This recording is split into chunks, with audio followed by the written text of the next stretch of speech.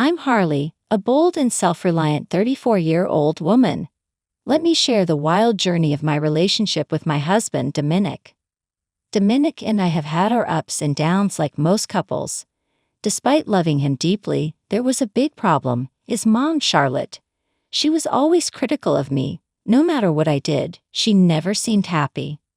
Family gatherings were the worst. Charlotte would make mean comments about my cooking, acting like a fancy chef while putting me down. She'd complain about the taste, the presentation, and how I wasn't as good as her. It felt like she wanted to prove I wasn't good enough for her son. But it wasn't just about my cooking. Charlotte had a talent for making me feel small in many other ways too. Once at a dinner party, I proudly told everyone about a big promotion I got at work, hoping for a pat on the back. Instead, she just brushed it off like it was no big deal, saying it wasn't as good as what her friends' kids had achieved. It made me feel invisible, like she didn't care about my success. And our wedding, it should have been a happy day, but Charlotte made it her mission to criticize everything from where we had it to what colors we used. Nothing was good enough for her. She'd whisper her disapproval to anyone who'd listen, ruining what should have been the best day of my life. You'd think my husband Dominic would stand up for me, right? Well, not quite. Bless him, he had this weird blind spot when it came to his mom. He couldn't see how she treated me, made me feel small, and acted like I didn't matter. It hurt a lot. His dad Caleb was the only one who seemed to get it and call her out, but I wish Dominic would be the one to stand up for me. After all, I was his wife, his partner, and I deserved his support no matter what. But every time I felt let down, Dominic stayed quiet, letting his mom's words hurt me over and over again. It was like being cut by tiny knives again and again. I wanted his love, but I also wanted him to stick up for me. It wasn't just about defending me from Charlotte's mean comments. It was about fighting for our relationship and showing me I was important. I hoped he'd see through his mom's tricks and put us first, but it seemed like he was stuck in the family drama, unable to break free. As time went on, I started to feel more and more frustrated. I felt like he didn't care about me or what I needed. It was like we were stuck in a bad cycle that we couldn't get out of. The beginning of the end came when Dominic said he had to go on yet another business trip, this time to Tampa for a week. Another trip? Seriously, Dominic? It's a really important meeting that couldn't wait, babe, he said. But you just got back from another one. Can't someone else do it? And why Tampa all of a sudden? I asked, surprised. He had only just come back from a different business trip, so this sudden one made me wonder. I tried to tell him how I felt, hoping he'd understand, but his answers didn't help much. But I let it go. Okay, even though I'm not sure about this, sometimes things just come up unexpectedly in business, I said reluctantly. Yeah, it's just business. Even though I had my doubts, I didn't push it too much, and off he went on this business trip. The first 3 days of Dominic's trip went by, and my suspicions got even stronger. I decided to FaceTime him like I usually did when he was away, but he kept choosing audio calls instead. Hey, can we do a video chat tonight? Sorry, the hotel Wi-Fi isn't great, so audio calls are better for now. But everything's fine, don't worry. Wi-Fi problems. It seemed too convenient, didn't it? Babe, don't worry about it, Dominic reassured me, but I couldn't help but worry. Sometimes I heard a woman's voice in the background, and it made my doubts grow stronger, making me even more uneasy. I felt like Dominic was hiding something, like there was more to this trip than he was letting on. The trust between us was starting to crack, leaving me with a sense of uncertainty that hung over our relationship. Despite my doubts, I stayed quiet and accepted his excuses for those 3 days. It was hard to believe 3 whole days had gone by and I still hadn't seen Dominic. Not only did he avoid video calls, but our audio calls kept getting shorter and shorter. I had to find out what was really going on. On the 4th day, I tried to FaceTime Dominic again, hoping to get some answers. But when the call connected, instead of seeing Dominic, it was Charlotte who answered. She was sitting in a beach chair with sunglasses on and a tan. I was shocked. Charlotte, what are you doing there? Where's Dominic? She smirked, looking pleased with herself. Oh, Harley dear, you didn't think he was on a business trip, did you? Honestly, I can't say he needed to go to Tampa to keep this from you, but I suppose that just shows how pushy you can be. I couldn't believe what I was hearing. Dominic had lied to me, and his mother was there enjoying herself while I was left in the dark. Anger started to bubble up inside me as I realized they had been deceiving me. So you're telling me you both planned a secret vacation without me? Well, yes, she admitted. Why? I demanded. Because I wanted to visit my hometown and I wanted to do it with my son. Is that so wrong? Charlotte replied. Of course not. But why keep it a secret? Why exclude me? I pressed. Because this trip is just for me and my son, she explained. But I'm his wife. I should have been included. This could have been a chance for us to work out whatever issues you have with me, and I could really use a vacation too. I argued. Well, tough luck. You didn't get one. Sorry not sorry, Charlotte retorted. I'm going to set aside your childish behavior for a moment to say this. Even if you wanted this special trip without me, it would have been okay. I'm an adult. You can tell me if I'm not invited to something. I can handle it. But here's the thing. We kept it a secret from you because we simply didn't want you to know. It's as simple as that. We didn't care if you wanted to come or if you would have been okay with us going alone. We just didn't want you to know. But your constant calls were annoying, so I decided to just tell you, Charlotte explained. Are you serious, Charlotte? What's gotten into you? Has all that sun fried your brain? I shot back.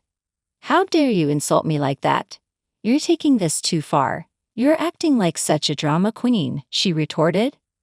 I'm not being dramatic. I have every right to be upset, especially after years of putting up with your nonsense. I responded. Charlotte shrugged, pretending to be innocent. Oh, Harley dear, sometimes it's better not to know everything your husband does. It was just a little secret getaway just for us. Something special. You wouldn't understand the bond we have. A rush of emotions flooded through me. Betrayal, anger, and sadness. It was obvious they had planned this together, leaving me out and feeling completely deceived. As I realized the extent of their deceit, I couldn't help but wonder what else they had lied about. How long have these secret trips been happening? Why were they so insistent on keeping me in the dark? And what else were they hiding from me? The trust I had in Dominic was falling apart, and I snapped out of my thoughts when I heard his voice getting closer. Mom, why did you answer the phone? What's going on? Dominic's voice sounded tense. It's time Harley knew the truth. It's been 4 days, his mother replied firmly. Dominic snatched the phone from his mother, his face going pale as he realized the mess he was in. He stared at the screen, knowing he was caught in a lie. Why did you lie about the business trip, Dominic? And the Wi-Fi was fine the past few days, wasn't it? I demanded. I didn't want you to be mad at me, he admitted. Well, of course I'm mad. I thought you were avoiding me. Is it strange that you want to spend time with your mom? Yeah, a bit. But Dominic, you haven't been standing up for me, and I've been feeling distant from you already. If you wanted mom time, you could have just said so. Even if I was upset about not being invited, it would have been better than feeling like this. I argued. Anger surged through me as Dominic tried to explain himself. It was clear he hadn't thought about how his actions would affect me. Dominic, I wouldn't have been upset if you had just been honest with me. It's not about the trip itself. It's about you keeping it a secret. That's what bothers me. I mean, I thought you were cheating on me, for crying out loud. What? No way, Dominic exclaimed. Yeah, well, when I heard women's voices in the background of your calls, I started to wonder. I said bitterly. I have a special bond with my mom. Sometimes we just need to get away, Dominic tried to explain. In Tampa of all places. You both hate Tampa. And what about Gertrude? Weren't we supposed to visit her? I questioned. So this secret was just between you two? What about your dad? Did he know? I pressed. I can't talk right now. I hope this trip was worth it because when you come back, I'm not sure you'll still have a wife," I said firmly. "Harley, please wait," Dominic pleaded, but I couldn't wait. I ended the call and ignored all of Dominic's attempts to reach me. I paced back and forth in my room, trying to make sense of it all. Why would he hide something so simple from me? One thing about me, when you lie about small things, I start to wonder what big things you're hiding. It was strange to think of Dominic spending time with his mom on this secret trip. Honestly, I would have preferred if he was cheating on me. I was frustrated with my distant and secretive husband and his difficult mother. I knew what I had to do. I needed to talk to someone who would understand. I picked up my phone and called my father-in-law, hoping he could offer some clarity and support. "Hey, it's Harley. I need to talk to you about something important." I poured my heart out, sharing every detail of the deception that had tainted my marriage. Anger, sadness, and betrayal swirled inside me as I recounted Dominic's lies, from his fake business trip to his desperate attempts to keep me in the dark. His betrayal cut deep, but what hurt even more was Charlotte's involvement. I described how she seemed to enjoy keeping me ignorant, relishing the power she had over me. The weight of their deceit felt suffocating, and as I spoke, I could sense Caleb's shock and hurt in his responses. Caleb's voice turned serious, matching the gravity of my words. "What? I had no idea about any of this. I'm so sorry you had to find out like this. As soon as I found out, I called you. Charlotte told me she was going to Tampa to visit her mother and repair their relationship. I believed her. Well, Dominic just confessed that they weren't planning to visit Gertrude at all, and Gertrude has no clue about any visit," I revealed. Caleb's shock and hurt were evident over the phone. It was becoming apparent that Charlotte had been weaving a web of lies, manipulating everyone involved. "I can't believe Charlotte would do something like this. It's one thing to have disagreements, but to deceive her own family, it's unforgivable," Caleb said, his voice heavy with disappointment. "They both need to learn a lesson," I agreed. "That's a brilliant idea." I was seething with anger, ready to do anything to teach Dominic and Charlotte a lesson. After our call ended with words of encouragement and excitement for what was to come, I waited eagerly to hear back from Caleb about his mother-in-law's reaction. A couple of hours passed, and Caleb delivered the good news. As Caleb described his conversation with Gertrude, the seriousness of the situation became even clearer. His voice shook with a mixture of anger and sadness.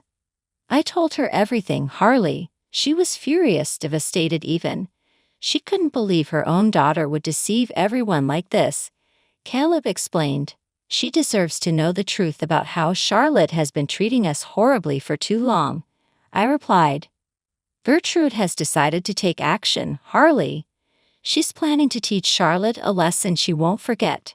She's fed up with Charlotte's behavior and wants to show her what real rudeness looks like." I hope you don't mind me asking, but what exactly is the issue between Charlotte and Gertrude? "Well, Harley, I'm sure you'll find it ironic, but Charlotte always claimed her mother was very rude and cruel to her. They've had a rocky relationship since Charlotte ran away at 16, being in and out of touch for years. It's very toxic, but after talking to Gertrude for the past hour, I'm starting to think Charlotte was the problem all along. It's crazy. I've been married to Charlotte for all these years, and you and Dominic have only been married for 3, yet you've managed to uncover more family secrets in this short time. I should have been more curious. I should have stood up more. How could you have known, Caleb? Don't be hard on yourself, please. You were just being a good husband, trusting what your wife told you. And you stood up more than your son. That means something. Thanks, Harley, for everything. I'm glad I could help, even though it's unfortunate it came to this," I remarked. "Yeah, I guess so, but I'm looking forward to Gertrude showing them how tough she can be," Caleb responded. The next day arrived, and the fallout from our revelations began. Dominic, unable to grasp the seriousness of the situation, called me in frustration, his words filled with irritation. Harley, what did you do? What do you mean? Don't play dumb with me. Gertrude is here and nobody else knows we're in town except you. She said she came because she heard we were here. I'm glad she knows the truth. Everyone deserves to know after all you're sneaking around. How could you do this, Harley? Dominic's voice was filled with frustration. In the background, I heard some commotion, likely from two female voices. One sounded much older, which I assumed was Gertrude unleashing her anger. Dominic, maybe it's time Charlotte faces the consequences of her actions. She needs to understand what it feels like to be deceived, I replied firmly. Suddenly, I heard Charlotte's voice. You ungrateful little rat, how dare you expose us like this? As I listened, I couldn't help but chuckle softly, though there was bitterness in my laughter. Before I could respond, I heard another voice, stern and authoritative. Don't you dare speak to that young lady like that. I've had enough of your insolence. You've been telling everyone how rude and nasty I was to you, huh? When all I did was care for you and help you out of trouble. You were such a problem child, lying about everything and being nasty to everyone. And I see that lifestyle has followed you into adulthood. We haven't seen or talked to each other since you left, and this is how you want to act. Do you think I'm rude and nasty? Just wait, I'll show you rude and nasty. I heard things breaking, like glass or a vase, and it made me a bit fearful. As the shouting continued, I couldn't imagine how scared Dominic must have been. But I realized that this was the consequence of his actions. He was an adult, responsible for his choices. I was done making excuses for them. They were getting what they deserved, and I was glad to hear it unfold. For the next few days, Dominic kept asking for my forgiveness because his grandmother was driving him crazy. Each time he called, I reminded him that this was his fault. Meanwhile, Charlotte and Gertrude continued arguing back and forth. I was surprised they didn't get kicked out of the hotel they were staying in. As their 7-day trip came to an end, Dominic revealed something even more shocking. Harley, please, you need to talk to Gertrude. I tried talking to Dad, but he's still upset with my mom and me. Dominic pleaded. Slow down. What's going on? You two were supposed to be coming back, right? I asked, trying to keep up. I thought you learned your lesson, I added. Well, Gertrude doesn't think so. She's planning to board the plane with us, Dominic explained. What? She wants to follow us home and make sure my mom starts acting like a respectable adult, and not some crazy teenager, he continued. Wow, that's unexpected. Maybe next time you'll stand up for what's right and not go along with your mother's schemes. See you when you get here, I replied. Harley, I regret everything. Haven't you punished us enough? Please talk to Gertrude and tell her she doesn't have to come with us, Dominic pleaded desperately. I don't think so, sweetie. Who am I to argue with that woman? She's terrifying. I responded to Dominic's plea. How do you think we feel? He asked. Honestly, Dom, I don't care how you feel. You've been lying to me for God knows how long, and you never stood up for me when your mom treated me poorly. You're getting your karma. Don't be mad at me now. Have a safe flight. Well, as safe a flight as you can with these two ladies being together, I retorted firmly.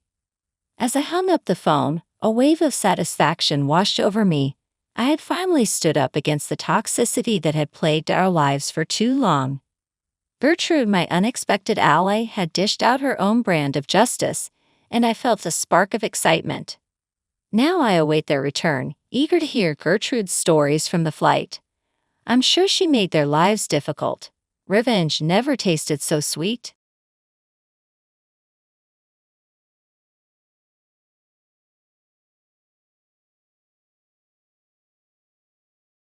I was folding laundry in the quiet of our suburban home when the phone rang.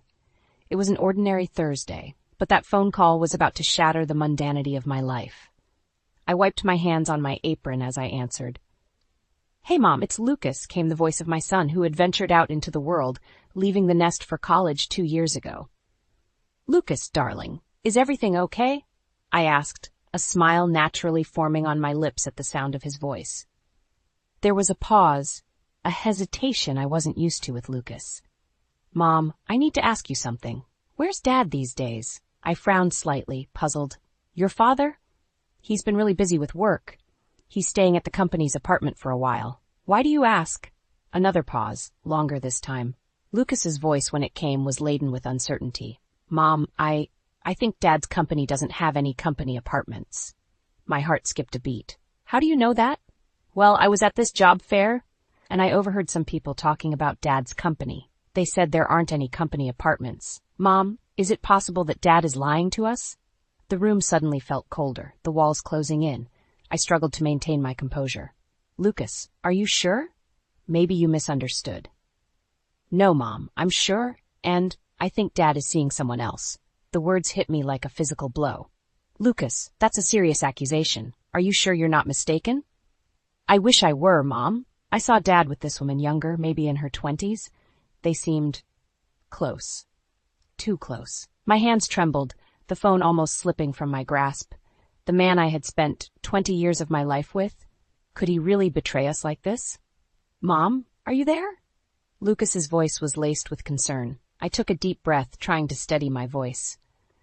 "Yes, I'm here. Lucas, thank you for telling me. I need some time to think about this. We'll figure this out, Mom. I'm here for you," he said firmly. After I hung up, I sat at the kitchen table, the unfinished laundry forgotten. My mind raced with questions and fears. Had I been so blind? Was the love and trust I invested in my marriage a mere facade? The thought of Mark with another woman, especially someone Lucas's age, churned my stomach. I had to find out the truth. But how? The idea of confronting Mark terrified me. Yet the thought of living in ignorance was even worse. I needed answers, and I was determined to get them, no matter how painful they might be. As the sun set outside, casting long shadows across the room, I realized that my once peaceful life was now on the brink of a storm, and I had to brace myself for whatever was coming. Saturday morning dawned with a heaviness that seemed to mirror my mood. Mark was due to visit this weekend, but the thought no longer brought me joy. The words of my son, Lucas, echoed in my mind, tainting every memory I had of Mark. As I prepared breakfast, the doorbell rang. It was my in-laws, George and Helen, arriving for their weekly visit. Despite the turmoil within, I greeted them with a forced smile. "Emma, dear, you look a bit off. Is everything all right?" Helen asked, her sharp eyes missing nothing.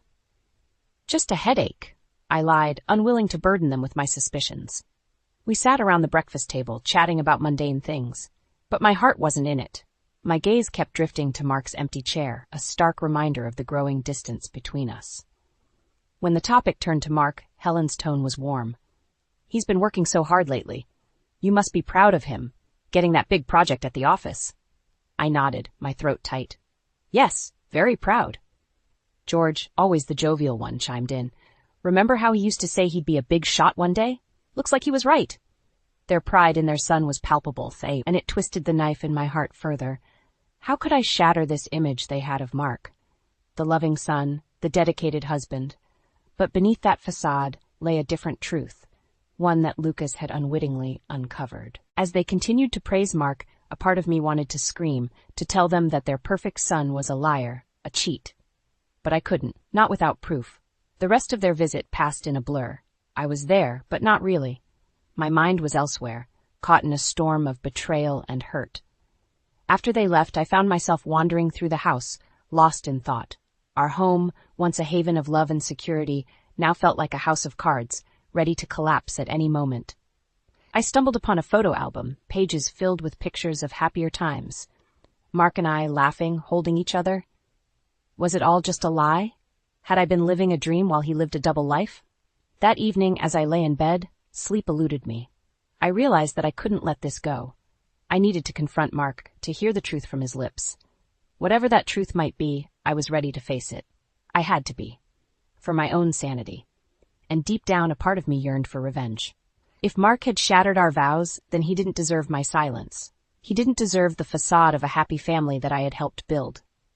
As the night deepened, so did my resolve. I would confront Mark, and if my fears were confirmed, he would pay for his betrayal. In what way, I wasn't sure yet, but he would pay. Monday arrived with a sense of foreboding. I had spent the weekend in turmoil, oscillating between denial and a desire for the truth. Today I decided I would confront Mark. As the clock ticked closer to the time Mark was due to arrive, my anxiety grew. My hands trembled as I prepared coffee, each spoonful of sugar sounding unnervingly loud in the silent kitchen. The doorbell rang, jolting me from my thoughts. Taking a deep breath, I opened the door. Mark stood there, his smile faltering slightly as he noticed my somber expression. "Emma, what's wrong?" he asked, stepping inside. I led him to the living room, my heart pounding. "We need to talk, Mark." He looked concerned now, his eyes searching mine. "Of course, anything." I took a deep breath, the words I had rehearsed all weekend spilling out. "Lucas called. He said something disturbing about you being unfaithful." Mark's reaction was immediate, his face flushed, his eyes darting away. "Lucas said what? That's ridiculous, Emma." But his denial lacked conviction, his voice betraying him. I pressed on, the hurt and anger giving me strength. "He saw you, Mark, with a younger woman. He's convinced you're having an affair." Mark's posture stiffened, his expression hardening. "Lucas is mistaken. I can't believe you'd think I'd do something like that." But the more he denied, the clearer the truth became. His body language, the evasion in his eyes, it all pointed to one painful reality. Mark was lying. "Are you really going to stand there and lie to me, Mark?" My voice trembled with emotion. "After all these years, you owe me the truth." For a moment he looked like he might confess. But then his face closed off, his voice cold. "I have nothing to confess, Emma. If you choose to believe Lucas over me, then that's your problem."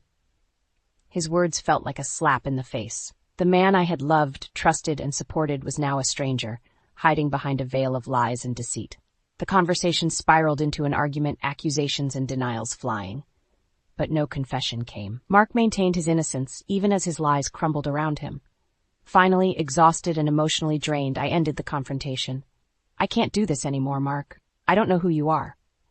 Mark left, his departure leaving a cold void in the house. I sat there alone, the weight of his betrayal crushing me. But amidst the pain, a fire was kindling within me. A fire fueled by betrayal and the desire for revenge. Mark had chosen to deceive and hurt me. Now, it was my turn to make him pay for his lies. I didn't know how yet, but I was determined. Mark would not get away with this. He would feel the consequences of his actions, just as I was feeling the pain of his betrayal. The days following my confrontation with Mark were a blur of emotions. Betrayal, anger, and disbelief swirled within me, a constant storm. But amidst the chaos, a new resolve was forming. I wouldn't be a victim. I would fight back. One morning, as I sat at the kitchen table going through our finances, the reality of my situation became starkly clear. Mark had always controlled the money, and now I was left with barely enough to cover the bills. The thought of asking him for more was intolerable. Determined, I decided to take control of my life. I started looking for a job, something I hadn't done since before Lucas was born. I scoured the classifieds, sent out resumes, and finally I got a call for an interview at a local retail store. The interview day arrived, and as I sat across from the store manager, Mr. Thompson, I felt a mix of nerves and determination. His questions were straightforward, and I answered them as best as I could, emphasizing my eagerness to learn and adapt. "You've been out of the workforce for a while," Mr. Thompson noted, his tone neutral. "Yes," I admitted, "but I'm ready to start again. I'm hardworking and quick to learn." Mr. Thompson nodded, his expression softening. "All right, Mrs. Thompson, we're willing to give you a chance." Gratitude flooded through me. This was more than a job. It was a step towards my independence. As I started working, I found a sense of empowerment that I hadn't felt in years. Each day at the store was challenging, but it was also liberating. I was making my own money, no longer solely dependent on Mark. However, my newfound independence seemed to irk Mark. He started calling me, his tone oscillating between condescension and anger. "Why do you need to work?" he sneered during one call. "I provide for you, don't I? Or are you trying to make a point?"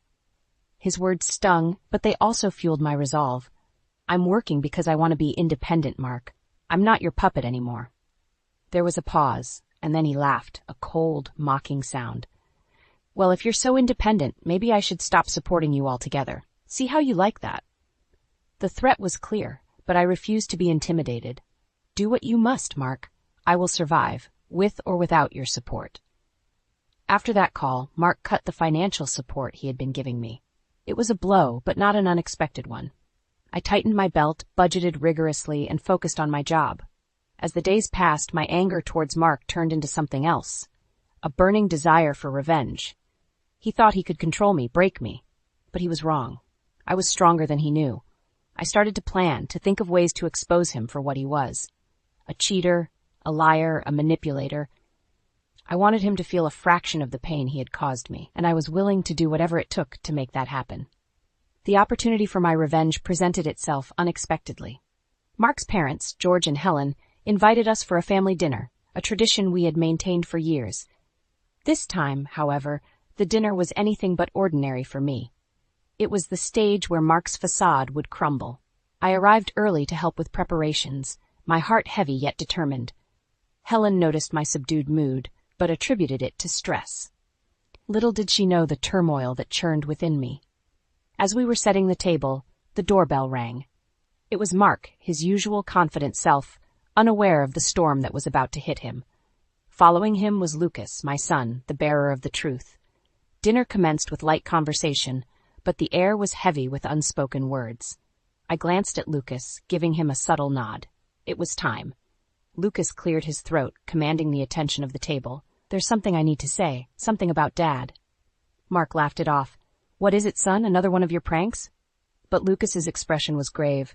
"No, Dad, this is serious. I saw you with another woman. Not just once, multiple times." The room went silent. Mark's face turned ashen, his confident demeanor faltering. "What are you talking about, Lucas?" "That's nonsense," Mark stammered, but his voice lacked conviction. Lucas's gaze was unwavering. "I saw you, Dad. You were with her at a hotel. She's young, about my age. You can't deny it." Helen gasped, her hand flying to her mouth. George's face hardened, his eyes narrowing at Mark. "Is this true, Mark? Are you cheating on Emma?" Helen's voice was a whisper, laced with disbelief and pain. Mark's facade finally broke. He looked from face to face, realizing the gravity of the situation. "It's not what you think. She's just a colleague." But his weak defense fell on deaf ears. The damage was done. George stood up, his voice thundering. "You bring shame to this family. How could you do this to Emma, to your own son?" Mark tried to argue, to justify his actions, but his words were empty, hollow. The truth was laid bare for all to see. I watched, a mix of satisfaction and sorrow in my heart. Mark had been exposed. His betrayal, his lies, all out in the open. But the pain it caused his parents, the disappointment in Lucas's eyes, was a bitter pill to swallow. The dinner ended abruptly, the family shattered by the revelation. Mark left, his head hung low, his image as the perfect son, the perfect husband, destroyed. As I drove home that night, a part of me felt vindicated, but another part grieved for the loss of the family I once knew. Yet amidst the chaos, I knew one thing for certain. Mark would pay for his betrayal. This was just the beginning of his downfall. The fallout from the dinner was immediate and far-reaching. Mark's betrayal had not only fractured our family, but also stained his reputation. His parents, once his staunchest supporters, were now his fiercest critics. In the following weeks, I watched as Mark's life began to unravel. His affair, once hidden in the shadows, was now public knowledge, and the consequences were devastating. His work suffered, friends distanced themselves, and even our son, Lucas, struggled to come to terms with his father's actions. But amidst the chaos, a plan formed in my mind, a plan for retribution. Mark had taken so much from me, it was time he understood the pain he had inflicted. I began by reaching out to a lawyer, a friend from before I married Mark. I explained my situation, the years of emotional neglect, and Mark's recent infidelity.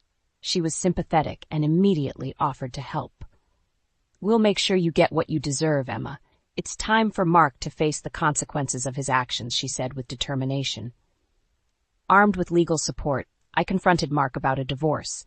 He was taken aback, his arrogance faltering under the weight of his crumbling world. "Emma, please, let's talk about this. I know I made a mistake, but I can change," he pleaded, a shadow of his former self.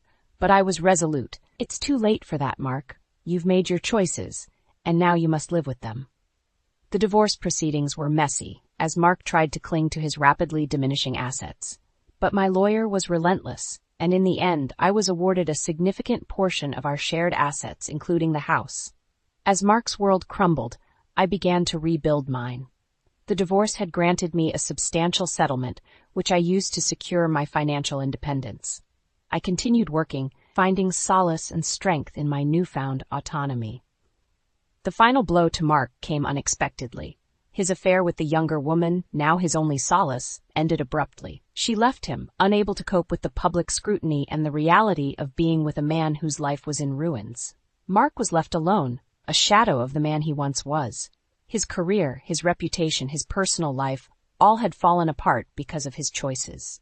As for me, I found peace in my independence. I reconnected with old friends, explored new hobbies, and even began dating again, something I hadn't thought possible.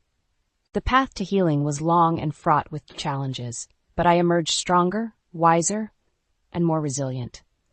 Mark's betrayal had broken me, but in the end, it had also freed me. I had faced my deepest fears and come out victorious. And though I took no pleasure in Mark's downfall, there was a sense of justice in seeing him face the consequences of his actions. He had chosen his path, and now he had to walk it alone. As I looked to the future, I knew that new horizons awaited me, horizons filled with hope, strength, and the promise of a life lived on my terms.